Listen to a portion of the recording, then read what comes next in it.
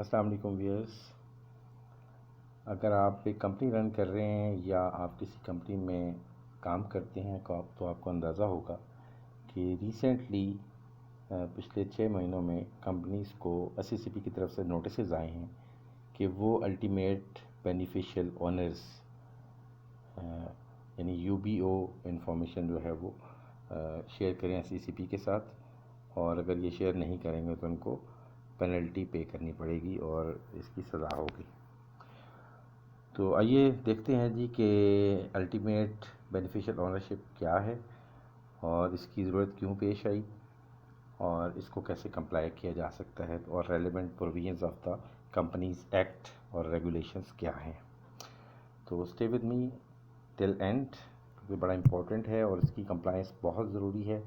क्योंकि अगर आपको ये इन्फॉर्मेशन मिल गई है तो आप इमीडिएटली कंप्लाई करें, क्योंकि जो टाइम दिया गया था वो ऑलरेडी गुजर चुका है और अब आप इमीडिएटली इसकी कंप्लायंस करें। स्टार्ट करते हैं। ये मेरी स्क्रीन के ऊपर एक नोटिस है SCCP की तरफ से, और उसका जो सब्जेक्ट है वो है UBO compliance.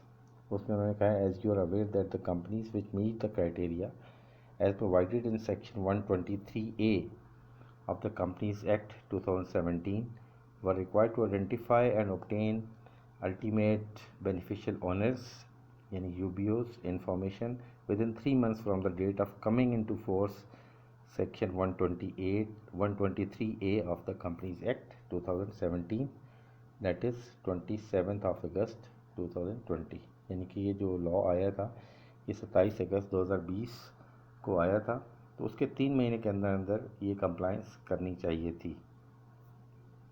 In order to report compliance in the matter, a declaration of compliance as per Form 45 was required to be filed with the registrar concerned as specified under Regulation 19A(2) of the Companies General Provisions and Forms Regulations 2018। ठीक है जी, इसका फिर link दिया गया है। तो इसका मतलब ये है कि आपने UBO कंप्लायंस के लिए फॉर्म 45 फाइल करना है, और इसमें अगर आगे उन्होंने कहा है कि अगर आपने ये ऑलरेडी फाइल कर दिया है तो इसको इग्नोर कर दें, और अदरवाइज़ आप इमीडिएटली फोर्थविद उन्होंने लिखा है आपने इसकी कंप्लायंस करनी है।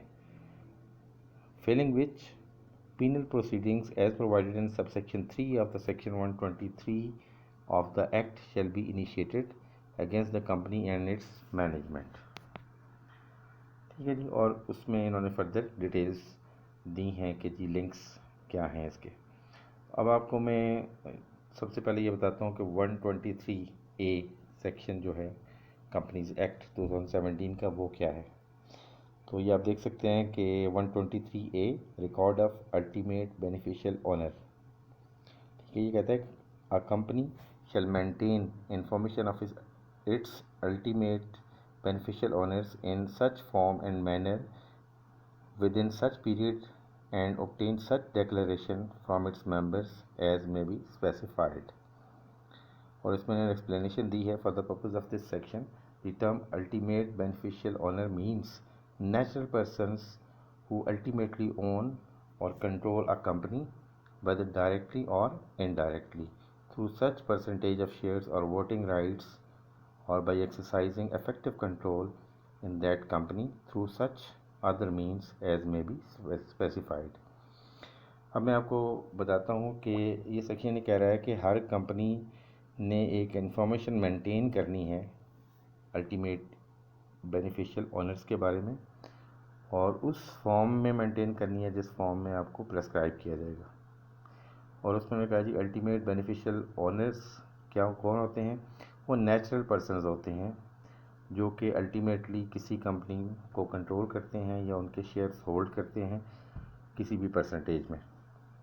अब मैं इसकी एग्जांपल आपको ये देता हूँ कि एक कंपनी है जिसमें 3 शेयर होल्डर्स हैं, 2 नेचुरल पर्सनस हैं mister A and mister B, और तीसरा जो है वो एक ABC प्राइवेट लिमिटेड भी उसका शेयर होल्डर है। अब ये कंपनी की शेयर होल्डिंग में ये 3 नाम दिए गए हैं, लेकिन जो तीसरा पर्सन है यानी ABC वो नेचुरल पर्सन नहीं है। ठीक है, नेचुरल पर्सन यानी अल्टीमेट बंदा कौन है इसके पीछे, अब वो फिर जाना पड़ेगा बैक ABC प्राइवेट लिमिटेड के ऊपर कि ABC प्राइवेट लिमिटेड के डायरेक्टर्स कौन हैं। तो उसमें जो फॉर एग्ज़ाम्पल 2 डायरेक्टर्स हैं तो वो दोनों के नाम आ जाएंगे और उनकी परसेंटेज शेयरिंग। फॉर एग्ज़ाम्पल ये जो कंपनी थी, इस कंपनी में ABC प्राइवेट लिमिटेड के 50% शेयर्स हैं, और जो ABC कंपनी है, ABC प्राइवेट लिमिटेड जो सेकंड कंपनी है, उसमें 2 पार्टनर्स हैं जो 50% के शेयर होल्डर्स हैं। तो इसका मतलब है 50% मल्टीप्लाई बाय 50%, तो 25% हो गए mister x. For example ABC private limited के एक डायरेक्टर का नाम एक्स है, एक का वाई है, तो एक्स के 25% हुए, इसी तरह वाई के भी 25% हुए। तो आपने अल्टीमेट बेनिफिशियल ओनरशिप का जो फॉर्म 45 है उसमें ये बताना है कि ये जो 50% कंपनी, इस कंपनी में शेयर होल्डिंग है, इसकी 25% मिस्टर एक्स की है और 25% मिस्टर वाई की है, यानी रियल पर्सन का आपने बताना है कि कौन है इसके बिहाइंड। ठीक है, अब बैकग्राउंड इसका ये है कि FATF के साथ आपको पता है we are in the grey list, और हम उससे बाहर आने की कोशिश कर रहे हैं, और उसके लिए FATF की रिक्वायरमेंट्स है जिनको हम मीट कर रहे हैं। बहुत सारी लेजिस्लेशन भी इस सिलसिले में हुई है, और ultimately we are trying to meet all the requirements, और हमने ज़्यादातर रिक्वायरमेंट्स उनकी मीट कर दी हैं। 2-3 रिक्वायरमेंट्स अभी भी रहती हैं। उसमें आपको पता होगा एंटी मनी लॉन्ड्रिंग था, टेररिस्ट फाइनेंसिंग, और इस तरह की बहुत सारी लेजिस्लेशन आई थी। इसी तरह एक रिक्वायरमेंट ये भी थी कि जो कंपनीज बिज़नेस कर रही हैं उनकी अल्टीमेट, उनका बेनिफिशरी कौन है ये पता होना चाहिए SCCP को, और अल्टीमेटली FATF को भी इसका पता होना चाहिए। तो इस सिलसिले में ये चेंज किया गया, ये नई सेक्शन 123A लाई गई, और उसमें उन्होंने बताया, एक तो डिफ़ाइन किया गया अल्टीमेट बेनिफिशियल ऑनर कौन होता है, और फिर ये बताया कि आपने ये क्या रिकॉर्ड मेंटेन करना है।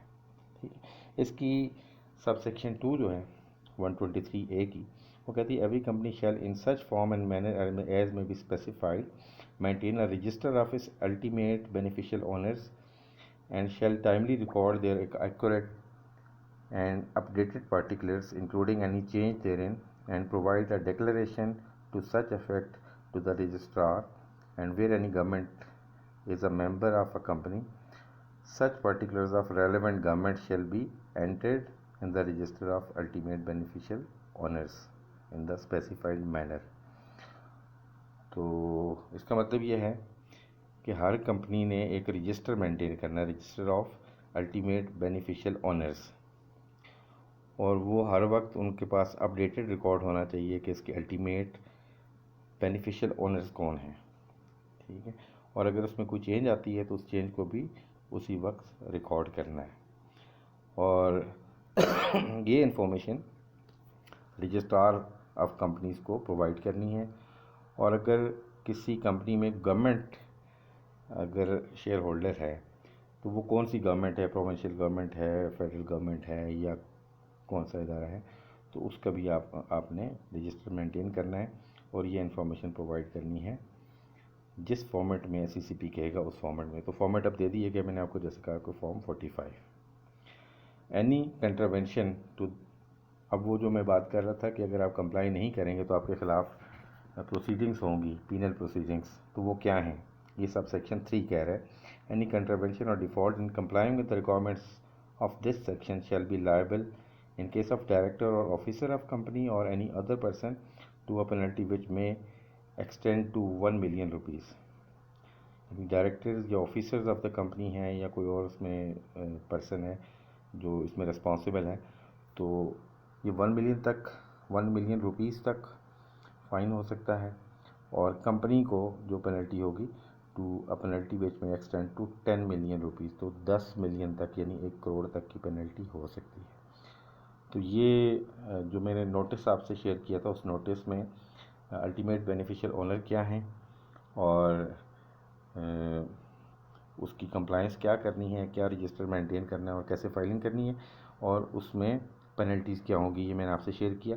अब मैं आपसे शेयर करूँगा कि फॉर्म 45 क्या है, जो कि रेगुलेशंस मैंने आपको बताया था कि companies general provisions and forms regulation 2018 में फॉर्म 45 दिया गया है, तो वो क्या है, तो मेरे साथ स्टे कीजिएगा।